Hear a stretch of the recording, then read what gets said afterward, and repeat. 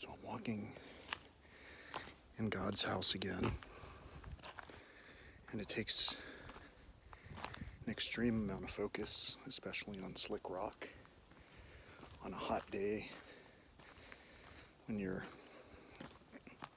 blood runs quick. Imagine an injury out here, what it could do, and how many resources it would take to help correct that. So I try to be extra careful to make sure I don't cause any work for anybody. On that note, I want to talk about responsibility and how I recently lost my cool, possibly even risking people's lives the same way that my own father did. And the way I did it was because he recently was asking me to take down an address, which I'll share later in case you guys want to send him a letter of encouragement. And I was to take down an address, and there's a lizard there. I just can't see it, or I'd show it to you.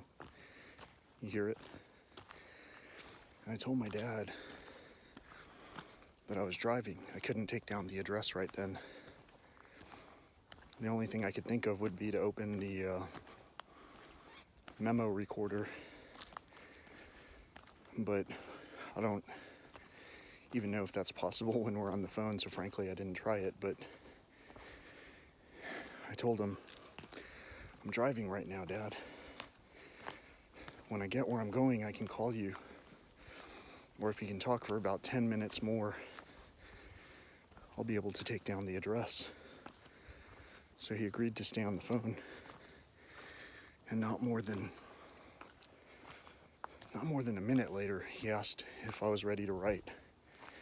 I told him I was driving on a heavily trafficked freeway, and so I couldn't take down the information. Please wait till I get to where I'm going. And probably within 30 seconds he asked me again. But it was because he was anxiously ignoring my answers that I was telling to him, which were, I can't do it right now. As soon as I said, I can't do it, he took that as hold on. And he literally ignored everything else I asked about. This isn't a case of dementia. It's just a case of the shit that my dad used to say. And that's why I titled this particular episode exactly that. And so some of you might take offense, some of you might laugh. But my dad, going back to the conversation, was asking me to take down an address that I couldn't take down at the moment. And since I couldn't take down the address at the moment, I told him, I can't take down the address, Just hold on. If you can wait a little while, I'll take down the information and everything's going to be okay. But he was so panicked about some of the things he wanted to say before he forgot that he couldn't remember what I had asked because he just heard a portion of what I was saying. Very small portion. And we all know people who do that until you just kind of almost jostle them and say, hey, are you listening to me? I'm telling you, I can't write down your information. So anyway, I got to that point where I was like a touch of angry, So I set the adaptive cruise control, and I just kind of prayed to God that when I opened up Notepad and started hand typing this stuff into Notepad, that, everything would work the way it's supposed to work. And I figured, I literally ran the math, and there was, of course, a possibility that someone could get seriously injured in this type of situation, In fact, there are legal recourses for something like what I'm explaining. And some of you might be like, we need to tell, whoever and get this guy in trouble. And the question, though, is what if someone has already learned a lesson from what it is that they've done? What if in that moment they course corrected, knowing that that made them feel a certain way, We all don't really realize the level of overlooking of things that we do ourselves until we separate it out legally. Legally, I deserve to be punished for ever breaking the rules, and that means legally so do we all for everything that we've ever done, And to accept those things is the only way that I've come to conclude that my anxiety level is significantly diminished when I just am honest with myself about who I am. If I do something terrible, I don't arrogantly go, don't tread on me, I just realize I was causing someone a certain kind of energy. And so we're absorbing it back and forth. I'm out here sweating out some toxins from spending time in toxic situations. So getting to the subject at hand of responsibility and all that, I'm quite frequently met with questions from people I know who are asking me, why am I trying to do this? Or they're asking me, why are you trying to do this? And how should you get any kind of money out of this from anyone? And why should you be able to talk to so-and-so? And other excuses like, this person's too old to hear from you. Stuff like that, which is a crock, man. That's the most shameful excuse I've ever heard in my life in terms of responsibility. If the worst you can face is talking with me who are saying, hey, my dad's just not hearing, because he's very panicked, he's very nervous. He took some methamphetamines, and basically that causes him some kind of not quite hallucinations, but the thoughts that come into mind immediately, they take priority. Like for me, you see me looking around. Every so often I'll hear a lizard in the grass or something will fly by. My immediate concern, as with when I'm driving, is my surroundings, It's like I said, if I get injured out here, well, it's going to be some tough times getting back out of here. And so when I think about responsibility, and when people try to almost slough it off on me and then ask for me to pick up the bill or for me to disengage and let the vultures pick over there's not even a carcass, there's just a struggling person. The vultures are there though. So when you ask me if I expect you to pay for these things all arrogantly and such, well, to a degree, yeah.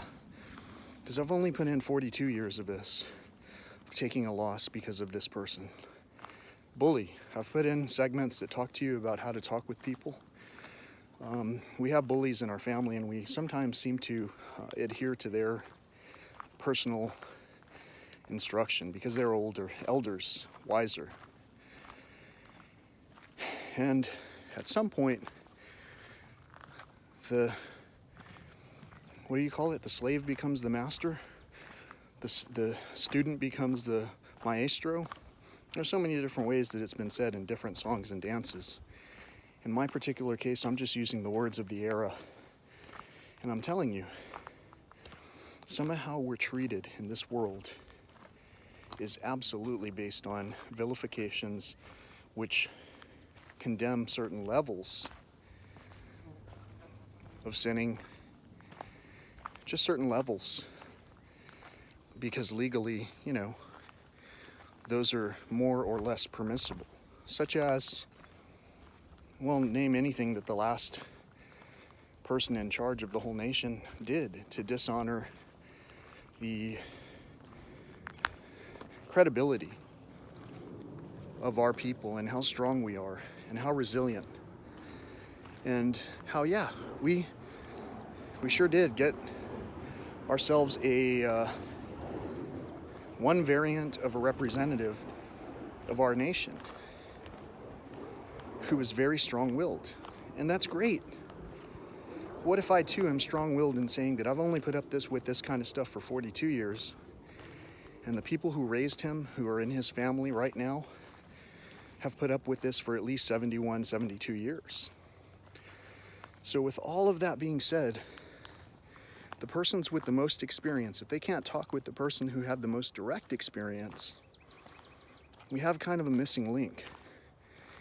And I think that we get a little bit blind-sighted, however you want to hear that, to what we see or how far we see. I can see far. That's why my time machine always gets me more accomplished throughout the course of any given day. I map it out. I'm able to calmly think about things that link into the future without worry of the hostility of the environments that we're facing. Yeah, it's tough for anyone to afford this stuff.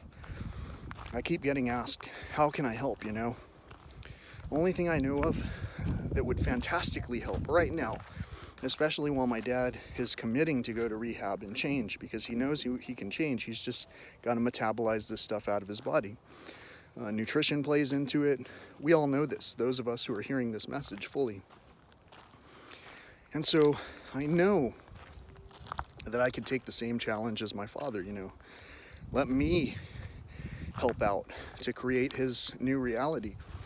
Let me help to reestablish that home that used to be there and to honor my grandparents by rebuilding that house to standards that are acceptable, that are brilliant, actually.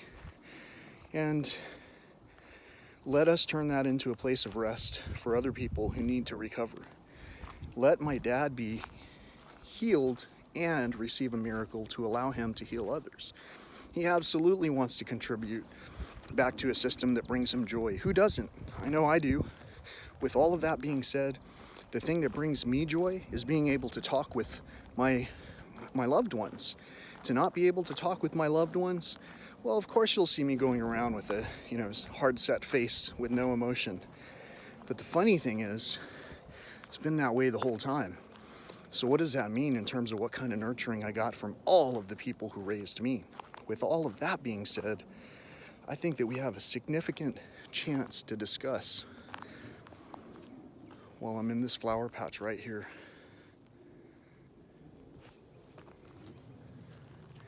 How I always go wellness and conservation. I see a total absence. It's fragrant here. It smells beautiful. Absence of insects. Absence of wildlife. Everyone who's just armchair activism style voting on things while still drinking whatever that era's flavored drink is. That's me. It's all of us.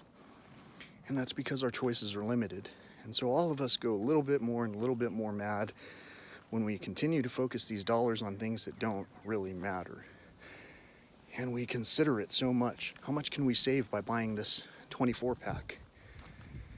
Nobody will ever think, how much can we save by rebuilding an old man's house so that a young man can live his own life at some point without having all the frustration that he had for 42 years without the help, formerly without the help of those who were closest to him and who had the most experience, who really could help if only they would lift a finger or contribute monetarily.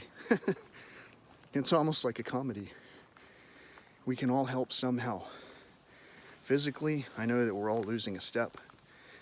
All of us who have been eating the branded flavored water, like I just said, I know it. You see it in me. And so, like I said, I don't mind taking the challenge again, just to show you and my father that I was risking people's lives driving down the highway because I was so angry. Just a flash. Imagine if you lived with that anger right there on tap the whole time. It'd be hard to hear someone say, "Dad, I can't take that address down right now." And it'd be hard for that person to remain calm while there was a pause in the interactions. How do I keep this thought and still keep a conversation for 10 minutes? Well, the first thing you do is purge the negative thoughts. Health is wealth. The energy we take in can absolutely obliterate anxiety, and we can walk around sighted again. Not blindsided, sighted. In fact, the word excited might be one of those spelling things that I was telling you about. Because if someone is excited, that means that they're so frantically jubilous, I don't know how the word, enthusiastic, that they might be excited. They may not see the branch coming to them right in front of them at the head level that they have to to duck under. See, I'm not excited. The shit that my dad used to say. Well, how about my grandparents? In fact, I'm going to rename it to that. The shit my grandpa used to say. He used to say, we're not arguing, we're having a discussion. But the energy to use that dominance over the women who were speaking, that's kind of shit my grandpa used to say. And as a kid, I don't know any better. It's just the way society taught us. It's not a big deal. Or is it? When you have far more sisters than brothers, and all of them treat the son even of this person who was comfortably moved out of their responsibility zone, comfortably, who was given this opportunity to learn a lesson, or actually I should say to not learn a lesson until late in life, because he never even bought his own home. I know people like that. It's not a big deal. It's just when we feel that comfortable, certain things can scare us more than other things. For me, from the beginning, I never knew where I was going to live. My mom had to move from apartment to apartment because of pricing, how it all changed. You get an apartment, you're locked into a lease, and then it goes up. Whose logic is that? What guarantees that you're going to get a pay increase that goes up with that? Not for most people. And so, all in all, the reason I talk about blindsided, I wrote songs about this that were a little bit heavy-hearted.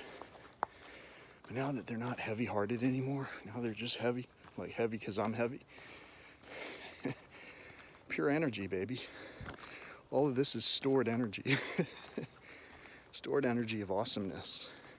And I'm going to sweat out all over the place. If you're lucky, like me and this one person used to say, you might get some on you. You'd be in the front row. I'll be singing. And that's just the way that we used to party, as a people, as a kid. It's like we're not intentionally wanting to get spat upon, but my God, when you play music for children and they start dancing, the joy. When you talk with children, when you are a child at heart, when you love, you'd never let someone down who was struggling, especially if they were asking for help. So when people ask me what they can do, if you don't know a way to rebuild a home in 30 days, start to finish, including demolition, with little to no money down to at least start it, just to get this thing happening, and with nothing but a prayer in mind and a hell of a lot of years of productivity that I can put in to work off my obligations, if you deem that I have any obligations to begin with, then fine, you don't know. But at least consider sharing this video, because someone in your group is connected just by a few degrees of separation. And it's not because we intentionally wanted to be or knew we wanted to avoid thinking about. It's just the way it was. Again, our fathers. And sometimes when you put just the right people together, they come up with solutions that don't cost anyone anything. If anything, they make people a whole lot of money in their pocket. I know it because I've done it over and over. I can break even for myself over and over. If I ask for help for someone else, you're right, they should be asking themselves, and they are. It's just that in this era, I don't have a father who had a smartphone and typed love you, L-U-V-U, with little emojis. I didn't have any grandparents that did anything like that. The coolest old dude that I know would not even mess with text messages. They'd just talk on the phone. That's how I would do it too. You can never have a full conversation when you're just hearing it one way, so that's why I ask you to participate. Anyway, today's Friday. I'm gonna quit talking so much for a while. Like I said earlier, unless some other weird stuff happens where family just like drives by and they're like checking on what I'm doing. For anyone else who's not lifting their hand to help, there's a burden of responsibility that has come to pass, and I'm calling you out. I'm calling you out right now. You know who you are. The information that's going nowhere in terms of productivity because we refuse to talk, because we're heavy-hearted and stiff-necked. That time, that was a different time. This is now. Didn't we say the world can't go back to the way it was? Well, apparently, until somebody wants to get a little dirty, do some of the dirty work, become uncomfortable, apparently, some of us can overlook certain things. I'm looking around here in particular because this is where that garter snake was dancing for you on one of the other clips.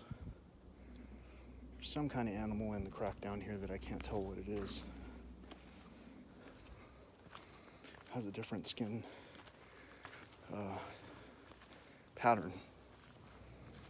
It looks more like a coachwit, which would be interesting.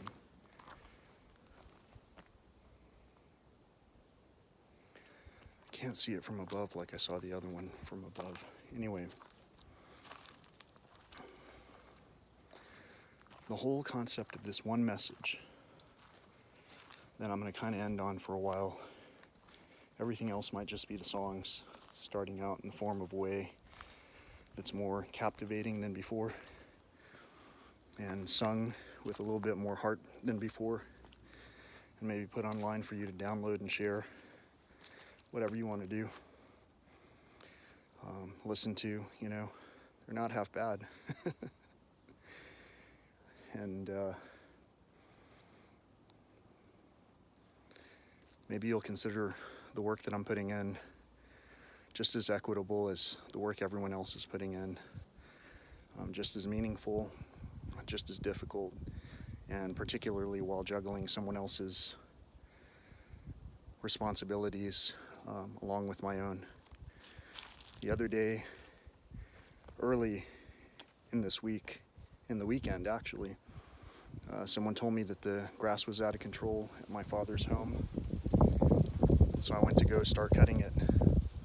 My partner and I, we went, and we did a badass job with what we had facing us. And still I had to go back 2 times additional to that to finish the job. And it's because the yard was large enough that, plus, like I say, the conditions were, grass was high, the weeds were challenging. And the other thing that was challenging is the first day that I went back, 2 trucks parked, and tried to, message whoever it was that's looking over this property. And then a third truck flies by later, and it was someone I know. And they look like they thought that they got away with being spotted, which was funny. And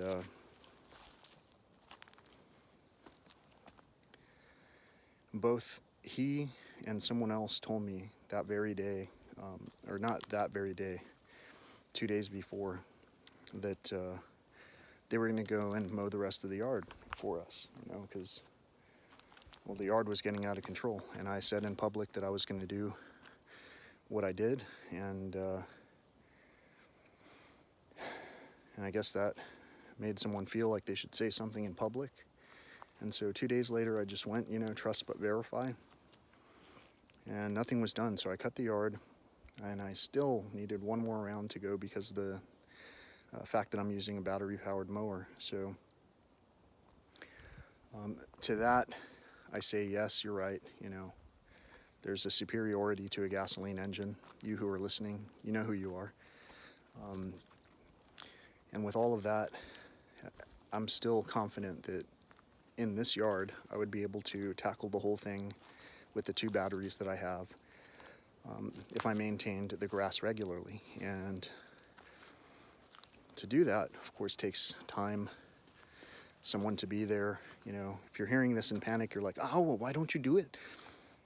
I'll tell you why I don't do it. Family, it's pretty damn far, and it's not my real responsibility, right? And you guys can agree about that. My dad's physically capable of doing these things himself. He's a goat. He can hike South Rim right now. I don't know what you guys can do, and I'm not trying to be mean about it. I'm saying that physically he's 100% present. Mentally, he's just basically in a low place. You guys, if you need his help, or mine, or any of the youth, you might want to consider who's getting paid for what, how much time they're able to dedicate to these situations that are occurring all around us right now. Without your help, without these miracles that I ask for, without sharing, which is basically caring, without sharing, the message stays where it's at. And what I'm asking for is a miracle. We prayed for it together. Now we need to put in some action. So I'm putting in my time, keeping myself physically fit so that I can continue to tend to the yards that I'm presented with. I do so on the mission of God, really. I pray about it every time that I do these things. And there's an extreme amount of dedication to the path that I'm following, the good that I feel, and the good that others feel when we just overcome these obstacles. As painful as some of these roadblocks are, sometimes you have to pull out the thorns and skip to the vine that's producing more fruit. It's really all there is to it. So when I tell you I can't take down a message, and when I get upset that I can't take down a message, and when you can't even hear that because your lack of empathy, the narcissistic traits lead us to these inabilities to have a conversation. Well, when we get into that type of situation, what happens is we get blindsided. And when we're blindsided, all bets are off.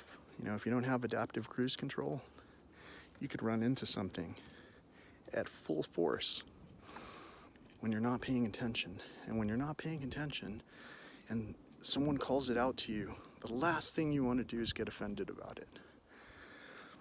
So the first thing that has to happen is the person saying it has to say it in just the right way that inspires you to hear the message that was being said to begin with. So, why did I make up songs like Blindsided?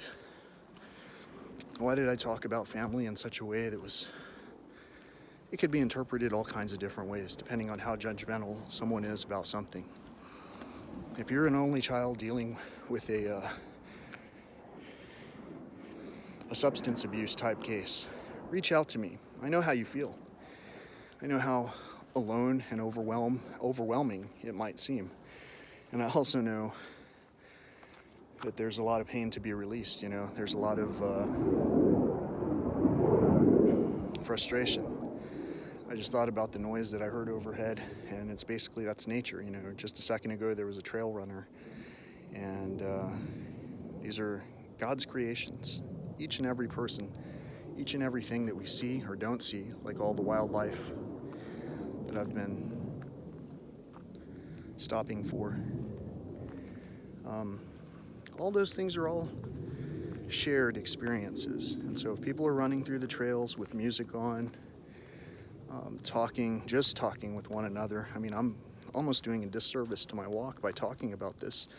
But as you saw, it's a peaceful place to hold a thought. The further you go, the longer you can keep your thought, because there are less and less people. Typically, it's just trail runners that I see up here. And all these people have the same type of stories, you know. They're just, this is the recharge for them.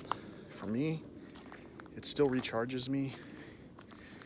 And I feel like our fathers could stand to take some time out to recognize that we've got a lot to say as your children. And we might have even less time to say it, because in order for us to live the way that you're living, you know, watching TV and all that, takes a significant amount of resources that you might or might not have ever contributed towards. And so to have other people paying for those elaborate resources, it's a little bit blindsided. Anyway, I know I sound like I'm rambling to some of you. To others, you know, I'm talking to my family. To others who are listening to the story, you're like, wow, that guy's airing some laundry. Pin it on me. I've got a beautiful family. I'll spend time with every one of them.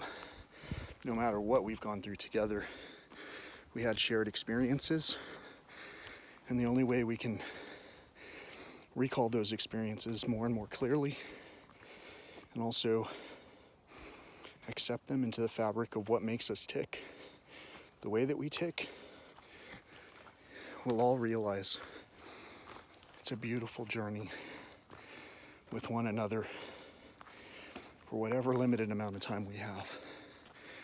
And even if you have to speak through a shaking voice, speak your truth. Nothing can outclimb truth. Nothing can. The truth will always prevail over everything. So, with all of that being said, let's get on to the presentation segment of the thoughts that I have about our short-sightedness. Have a great day. Thank you for sharing, subscribing. Look at this.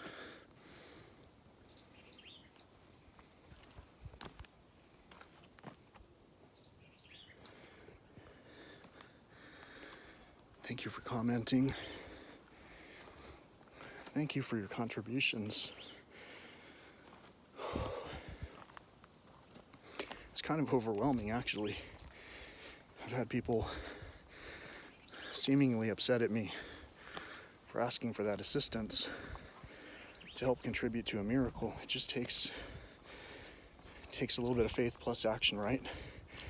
And when I explain it, apparently people see that I have faith and I'm putting in actions, and I have been for a long time. And interest rates are high, baby. So whatever I've put in, I have a lot of interest to draw on, right? I know it. You know it. So the only fair thing is to give me my fair shares in the equation. And to do that, it's literally as simple as copying a link and sharing it into your social media experience. Because if you watch this and it spoke to you at any point, or if you watched any other segment of mine about nature or any other things that I've been learning along the way and helping to showcase, or if you believe that my family should have a chance to at least have one person in the family who talks to their father and their father can continue to walk these trails with them, well, consider me as your possible recipient of encouragement. Consider me that person who only when I'm having to really stumble for words, trying to find a pleasant way to ask for your help, because I don't want to beg, but I will make music for you, and I will sweat on these trails with you and pick up the trash while we're here. Anyway, with all that in mind, again, thanks for sharing. Thanks for caring. Thanks for subscribing. And check this out.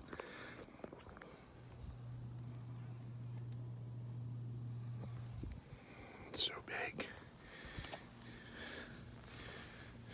Oh, so am I. So I keep crashing into these things. So, thank you for everything, every experience. Thanks for still talking with me, those who talk with me, and those who will be talking with me. And thanks for learning with me. I mean that. This isn't a one-way conversation. I'm hearing from people directly, learning how to improve my dream recall, learning how to think even more pleasant thoughts. And it's kind of like a fungus, you know, when you are like a mushroom, those spores, they were pretty complex. So signing off, enjoy the sound of the cicada and watch me stumble up these steps. Whew.